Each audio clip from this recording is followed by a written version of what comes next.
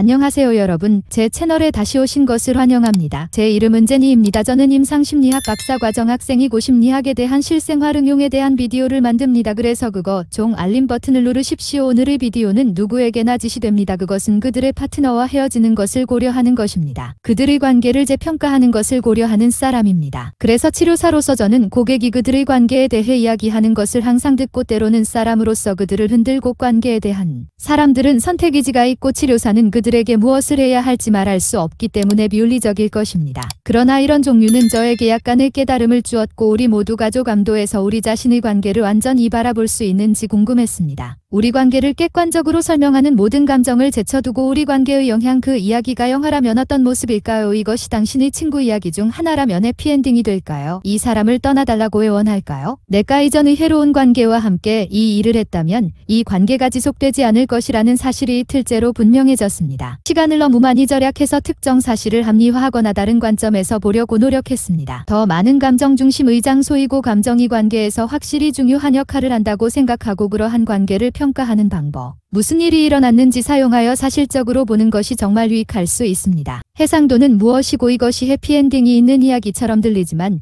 그 순간이 명확했던 기억이 나지 않습니다. 자신의 관계에 대해 너무 많이 투자하고 파트너가 많은 것을 깨뜨린 사람에 관한 것일 때 수행하기가 매우 어렵습니다. 감정이 우리 안에 있기 때문에 그러한 감정이 우리가 관계에 대한 매우 명확한 그림을 보는데 방해가 되는 것은 정상입니다. 그래서 조감도에서 관계를 평가하는 방법을 안내하는데 도움이 되는 몇 가지 질문을 드리겠습니다. 그런 다음 두 가지 시나리오를 제시하겠습니다. 하나의 예는 분명히 해피엔딩이 없는 것이 될 것이고 다른 하나는 해피엔딩이 될 수 있는 것입니다. 이를 연습하는 습관으로 우리가 그것을 우리 자신에게 적용하면 우리는 이미 매우 사실에 기반한 관계를 설명하는데 매우 능숙합니다. 그래서 제가 집으로 운전하고 싶은 첫 번째 일은 사실에 충실하고 당신의 파트너가 당신을 어떻게 느끼는지에 대한 사실만을 고수하는 것입니다. 관계에서 분명히 매우 중요하지만 사실을 객관적으로 보는데 방해가 될 수 있으므로 포함할 장소가 아닙니다. 그가 나를 특별하게 느끼거나 나는 그녀 주변에서 나 자신이 될 수 있습니다. 여기에 속하지 않습니다. 이곳은 그들을 포함할 수 있는 장소가 아니므로 내가 가진 첫 번째 질문은 어떻게 관계가 시작되었나요? 처음부터 시작하고 솔직하게 누가 초기 추적자이고 누가 초기 거리자인지, 예를 들어 고등 때 내 관계에 대해 그가 나에게 요청했다고 말할 수 있었지만 실제로는 그가 요청했기 때문에 정확하지 않습니다. 그 가무도회에 참석할 다른 사람이 있다는 사실에 화가 났기 때문에 자신에게 잔인하게 정직하고 과거를 설탕으로 입히지 마십시오. 솔직히 삼키기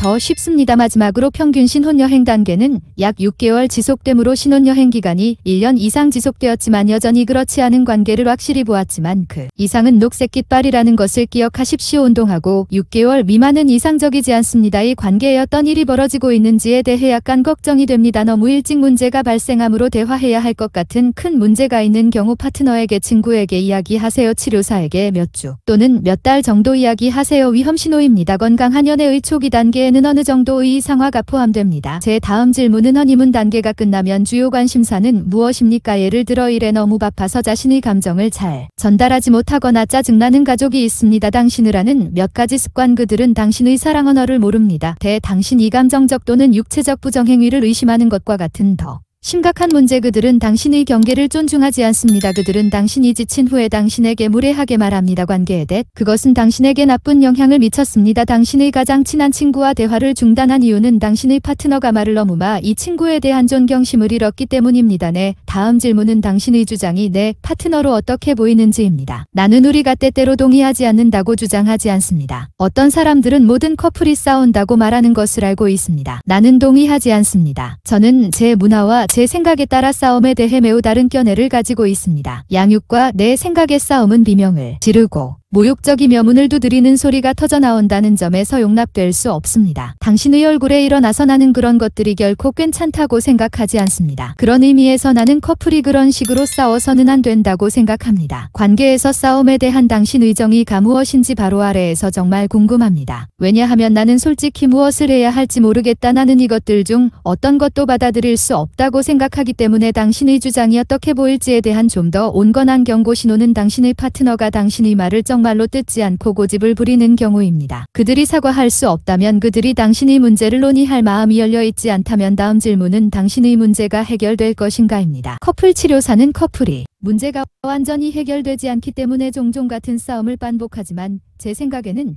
그 이유도 마찬가지입니다. 대부분의 커플은 극도로 역기능적입니다. 제 말은 결혼 중 50건이 이혼으로 끝나기 때문에 저는 그것이 우리가 관계에서 받아들여야 하는 것이 아니라고 생각하고 귀하 또는 귀하의 파트너가 적어도 한 번에 조금씩 가능원하는 것보다 느릴 수 있지만 안정적으로 유지되어서는 안 됩니다. 정적 상태를 유지해서는 안 됩니다. 귀하의 문제는 열정적이고 안전하지 않다면 최소한 천천히 사라져야 합니다. 예를 들어 파트너가 바람을 피운 경우 1회성 실수로 당신에게 그들은 책임을 졌다고 사과했습니다. 그들은 방식을 바꿔 한 번, 두 번, 세 번 속인 사람과 다르며 이것이 계속 될 것이라는 느낌이 없습니다. 내가 가진 두 번째에서 마지막 질문을 중지하려면 거래 차단기 수준에 도달한 적이 있습니까? 당신의 관계에서가 장낮은 지점은 무엇입니까? 당신과 이야기할 시간이 많거나 휴식을 취했거나 헤어졌거나 여러 번 떨어져서 이런 말을 하기가 싫지만 휴식이 필요하거나 여러 번 헤어진 커플은 거의 커플이 아닙니다. 장기적으로 볼 때 파트너가 자신에 대해 너무 확신이 없어서 끊임없이 헤어졌다가 다시 합쳐지는 행복한 결말에 대해 거의 듣지 못합니다. 내 마지막 질문은 이것이 당신의 친구인지 결정하고 있다고 생각합니까? 이 관계에서 당신은 그들이 일종의 정착하는 것처럼 느낄 것입니까? 당신은 그들이 그들의 파트너가 아니라는 것을 알고 있습니까? 자신에게 정직해야 합니다. 이를 위해서는 이러한 방어 메커니즘을 실제로 깎아내고 자신에게 매우 정직해야 합니다. 제가 말했듯이 이것을 실행해 봅시다. 두 가지 가상의 예를 들겠습니다.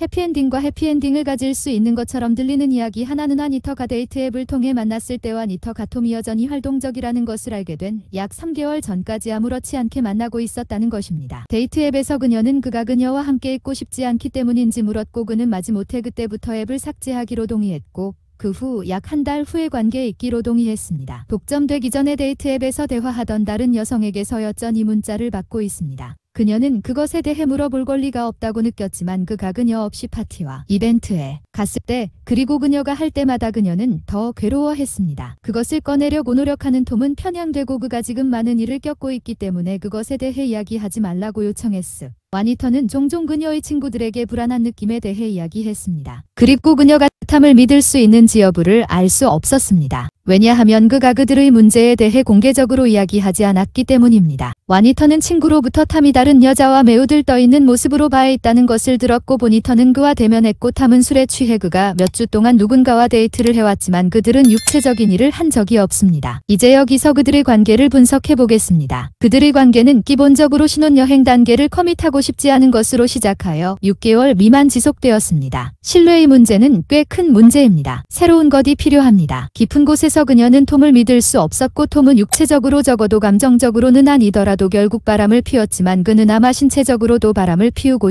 만약 당신이 와니터의 입장이라면 당신은 아마도 그가 함께 자지 않았다고 잘 생각할 것입니다. 이 다른 여자는 그가 실제로 나를 걱정하기 때문에 그리고 그는 위로하고 사과했고 그는 두 번째 기회를 구걸하고 있습니다. 우리 사이는 좋은 편이고 당신은 지금 당신이 3인칭 관중으로 생각할 수 있다는 것을 알고 있습니다.